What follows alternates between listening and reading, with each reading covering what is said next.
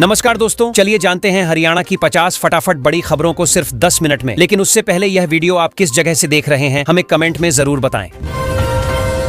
हरियाणा सरकार ने दीनदयाल लाडो लक्ष्मी योजना के तहत 67,688 महिलाओं को पेंशन लाभ देने की घोषणा की है। इस योजना का उद्देश्य महिलाओं को आर्थिक मजबूती प्रदान करना है ताकि वे आत्मनिर्भर बन सकें। सरकार इसे सामाजिक सुरक्षा और महिला सशक्तिकरण की दिशा में बड़ा कदम मान रही है।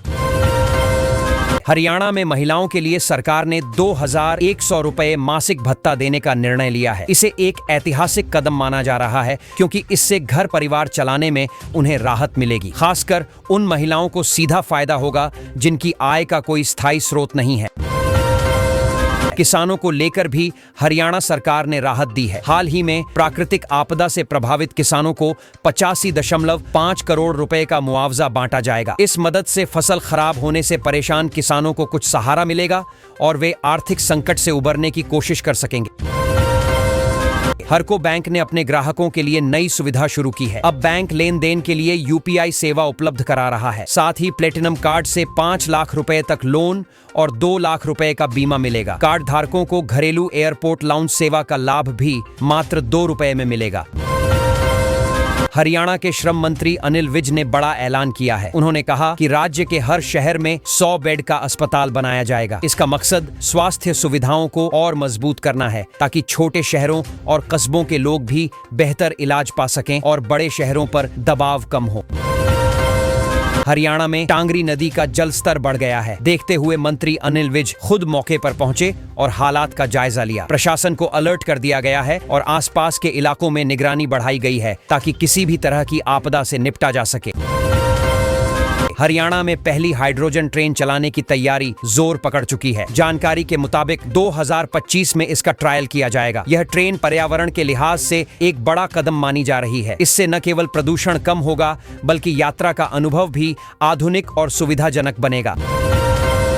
धान की फसल में इन दिनों बौनापन रोग की समस्या सामने आ रही है। हरियाणा के किसानों के लिए यह एक नई चुनौती बन गई है। इस बीमारी के कारण पौधे छोटे रह जाते हैं और उत्पादन पर असर पड़ता है। कृषि विभाग किसानों को बचाव के उपाय बताने में जुटा है। हिसार में हालातों को लेकर राजनीतिक बयानबाजी तेज है। राजेंद्र सोरखी ने सरकार पर हमला करते हुए कहा कि हरियाणा की कानून व्यवस्था राम भरोसे चल रही है। उनका कहना है कि अपराधों पर कोई नियंत्रण नहीं है और लोग असुरक्षित महसूस कर रहे हैं। विपक्ष भी इस मुद्दे को उठा रहा है। हरियाणा सरकार ने नया आदेश जारी किया है। अब लाइसेंस और सीएलयू के लिए आवेदन केवल तय समय सीमा के भीतर ही किया जा सकेगा। इससे फाइलों का अनावश्यक दबाव कम होगा और प्रक्रिया पारदर्शी बनेगी। अधिकारियों का मानना है कि इससे लोगों को भी सुविधा मिलेगी। हरियाणा सीटी परिणाम का इंतजार कर रहे अभ्यर्थियों को झटका लगा है। नॉर्मलाइजेशन विवाद हाईकोर्ट तक पहुंच गया है। मामले में याचिकाकर्ताओं ने तर्क दिया है कि अलग अलग शिफ्टों में हुए एग्जाम में समान अवसर नहीं मिले। अब कोर्ट के फैसले के बाद ही रिजल्ट जारी हो पाएगा। करनाल में किसानों के लिए राहत की खबर आई है। 15 सितंबर से गेहूं और जौ के बीज का पंजीकरण शुरू होगा। कृषि विभाग ने किसानों से समय पर आवेदन करने की अपील की है ताकि उन्हें गुणवत्तापूर्ण बीज मिल सके। रजिस्ट्रेशन ऑनलाइन और ऑफलाइन दोनों तरीकों से किया जाएगा। हरियाणा के 2 गांवों में तेंदुए के दिखने से लोग सहम गए हैं। वाइल्ड लाइफ विभाग की टीम मौके पर जाकर जांच कर रही है। ग्रामीणों में दहशत का माहौल है। कई लोग घरों से बाहर निकलने में हिचक रहे हैं। विभाग ने लोगों से सतर्क रहने और अफवाहों से बचने की अपील की है। हिसार में हरियाणा कृषि जनरल मजदूर यूनियन की प्रदेश कार्यकारिणी का गठन किया गया है। इसमें प्रदेश भर के प्रतिनिधि शामिल हुए। यूनियन ने मजदूरों की समस्याओं को लेकर सरकार पर दबाव बनाने का ऐलान किया है। संगठन का कहना है कि न्यूनतम मजदूरी और रोजगार सुरक्षा की मांग प्रमुख रहेगी। पंचकूला में बाढ़ का कहर जारी है। खटौली गांव में टांगरी नदी पर बना पुल टूट गया जिससे ग्रामीणों का संपर्क कट गया है। प्रशासन ने मौके पर राहत बचाव दल तैनात किए हैं। लगातार बारिश से नदी का जलस्तर और बढ़ गया है जिससे लोगों को सुरक्षित स्थानों पर शिफ्ट किया जा रहा है। हरियाणा में बारिश ने इस बार रिकॉर्ड तोड़ दिया है। लगातार भारी बरसात से कई इलाकों में जलभराव हो गया है और लोगों की परेशानियां बढ़ गई हैं। मौसम विभाग ने येलो अलर्ट जारी कर दिया है और लोगों को सावधान रहने की सलाह दी है। प्रशासन भी हालात पर नजर बनाए हुए है।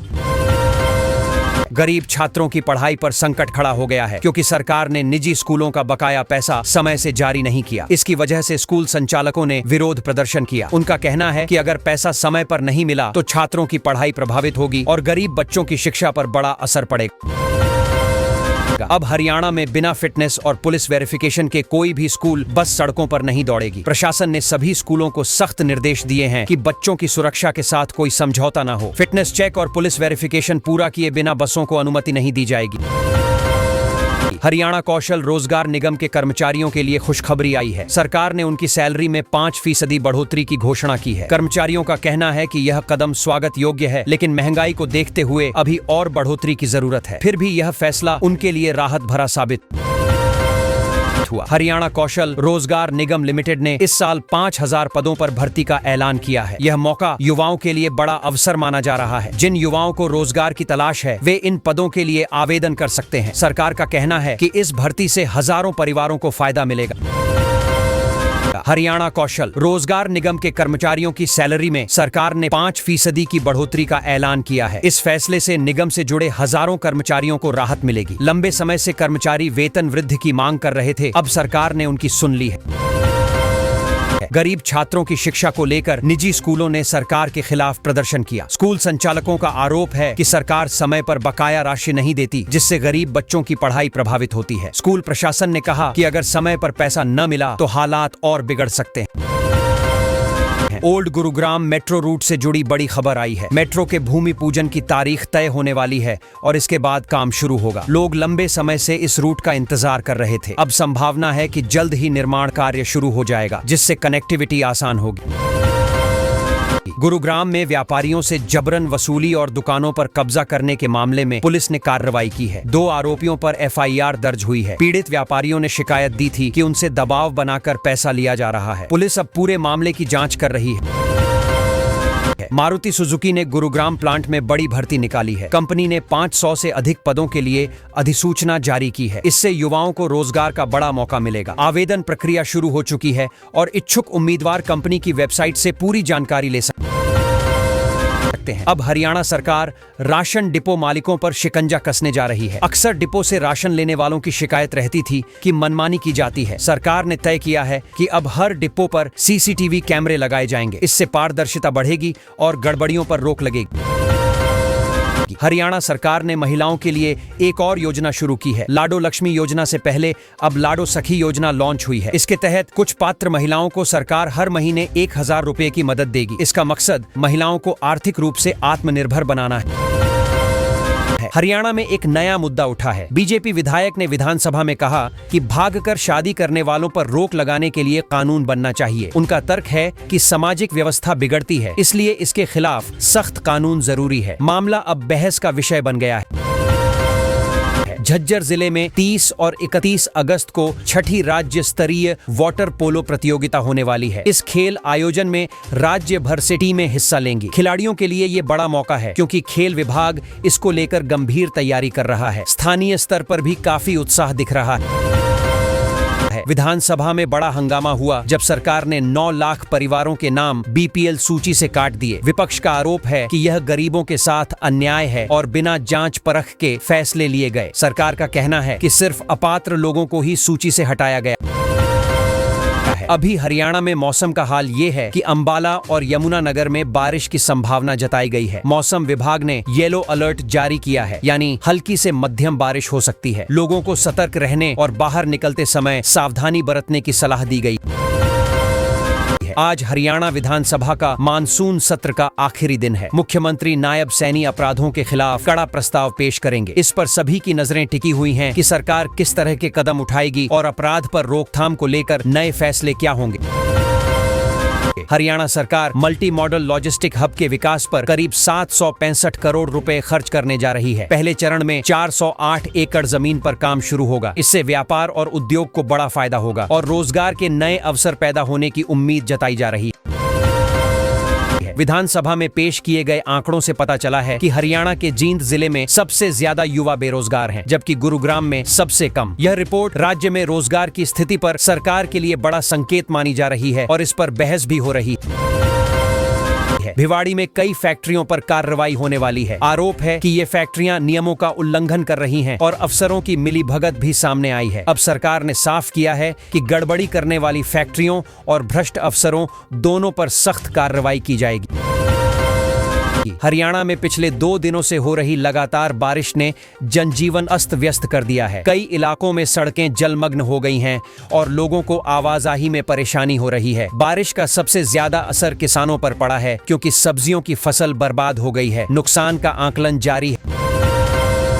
हरियाणा सरकार का दावा है कि पिछले 5 सालों में राज्य में 39 लाख से ज्यादा पौधे लगाए गए हैं। सरकार का कहना है कि पर्यावरण संरक्षण और हरियाली बढ़ाने के लिए ये बड़ा कदम है। हालांकि विपक्ष सवाल उठा रहा है कि कितने पौधे वास्तव में बचे हैं और बढ़ रहे हैं। हरियाणा की सुनीता ढुल का नाम राष्ट्रीय शिक्षक पुरस्कार के लिए चयनित किया गया है। उन्हें यह सम्मान शिक्षा के क्षेत्र में उनके योगदान और नवाचारों के लिए मिल रहा है। सुनीता ढुल के काम ने न केवल बच्चों की पढ़ाई आसान बनाई बल्कि शिक्षा की गुणवत्ता को भी बेहतर किया। हरियाणा रोडवेज ने यात्रियों के लिए नई सुविधा शुरू की है। अब लोग ऑनलाइन टिकट बुकिंग के साथ साथ सीट चयन की सुविधा भी ले सकेंगे। यात्रियों को पहले से यात्रा की बेहतर तैयारी का विकल्प मिलेगा। रोडवेज का कहना है कि इससे पारदर्शिता और सुविधाजनक यात्रा को बढ़ावा मिलेगा। मेरठ करनाल हाईवे पर अचानक गाड़ियों के फिसलने की घटनाएं बढ़ गईं। बारिश के बाद सड़क पर चिकनापन आने से कई बाइक सवार घायल हो गए। लोगों का कहना है कि सड़क पर समय पर मरम्मत और फिसलन रोकने के इंतजाम नहीं किए गए। हादसों के बाद वाहन चालकों में दहशत है। हरियाणा विधानसभा में विधायक आदित्य सुरजेवाला ने किसानों के मुद्दे को जोरदार तरीके से उठाया। उन्होंने कहा कि सरकार को फसल के दाम, बिजली और सिंचाई सुविधाओं पर ठोस कदम उठाने चाहिए। किसानों की परेशानियां बढ़ रही हैं, लेकिन समाधान पर चर्चा कम हो रही है। विपक्ष ने भी उनका समर्थन किया। हरियाणा विधानसभा के मानसून सत्र में 3 अहम विधेयक पास किए गए। इनमें से कुछ का असर सीधे आम जनता से जुड़ा हुआ है। सरकार का कहना है कि ये विधेयक विकास को गति देंगे, लेकिन विपक्ष का आरोप है कि जनता पर बोझ बढ़ेगा। बहस के बाद इन्हें पास किया गया। कुरुक्षेत्र में नायब सैनी जी ने बड़ा साफ कहा कि जैसे कश्मीर हमारी संस्कृति की पहचान है, वैसे ही कुरुक्षेत्र भी हमारे इतिहास और गीता ज्ञान की धरती है। मतलब ये जगह सिर्फ धार्मिक नहीं बल्कि पूरे देश को सही दिशा दिखाने वाली जगह मानी जाती है।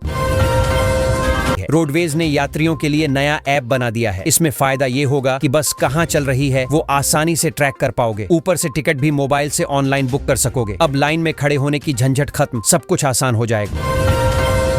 पानीपत में सफाई कर्मियों ने प्रदर्शन कर दिया। उनका कहना है कि कई समय से वेतन और दूसरी सुविधाएं ठीक से नहीं मिल रही। इसी कारण सब एकजुट होकर सड़क पर उतरे और सरकार से मांग रखी कि उनकी दिक्कतों को तुरंत हल किया जाए, वरना आंदोलन और तेज होगा। करनाल में युवाओं को लेकर एक अच्छा कार्यक्रम हुआ। वहां उन्हें शपथ दिलाई गई कि नशे जैसी बुरी आदतों से पूरी तरह दूर रहेंगे। ये कदम इसलिए उठाया गया ताकि युवा गलत राह पर न जाएं और समाज एकदम स्वस्थ और सुरक्षित माहौल में आगे बढ़ सके। नायब सैनी ने विपक्ष पर भी तगड़ा वार किया। उन्होंने साफ बोला कि जनता ने कांग्रेस को नकार दिया है और अब उनके पास कोई मुद्दा ही नहीं बचा। मतलब विपक्ष सिर्फ बहानेबाजी करता है, जबकि जनता अब विकास और काम चाहती है। खाली बातों से किसी का भला नहीं होता। हरियाणा सरकार ने दीनदयाल लाडो लक्ष्मी योजना के तहत 67,688 महिलाओं को पेंशन लाभ देने की घोषणा की है। इस योजना का उद्देश्य महिलाओं को आर्थिक मजबूती प्रदान करना है ताकि वे आत्मनिर्भर बन सकें। सरकार इसे सामाजिक सुरक्षा और महिला सशक्तिकरण की दिशा में बड़ा कदम मान रही है। हरियाणा में महिलाओं के लिए सरकार ने 2,100 रुपए मासिक भत्ता देने का निर्णय लिया है। इसे एक ऐतिहासिक कदम माना जा रहा है क्योंकि इससे घर परिवार चलाने में उन्हें राहत मिलेगी। खासकर उन महिलाओं को सीधा फायदा होगा जिनकी आय का कोई स्थायी स्रोत नहीं है। किसानों को लेकर भी हरियाणा सरकार ने राहत दी है। हाल ही में प्राकृतिक आपदा से प्रभावित किसानों को 85.5 करोड़ रुपए का मुआवजा बांटा जाएगा। इस मदद से फसल खराब होने से परेशान किसानों को कुछ सहारा मिलेगा और वे आर्थिक संकट से उबरने की कोशिश कर सकेंगे। हरको बैंक ने अपने ग्राहकों के लिए नई सुविधा शुरू की है। अब बैंक लेन देन के लिए यूपीआई सेवा उपलब्ध करा रहा है। साथ ही प्लेटिनम कार्ड से 5 लाख रुपए तक लोन और 2 लाख रुपए का बीमा मिलेगा। कार्ड धारकों को घरेलू एयरपोर्ट लाउंज सेवा का लाभ भी मात्र 2 रुपए में मिलेगा।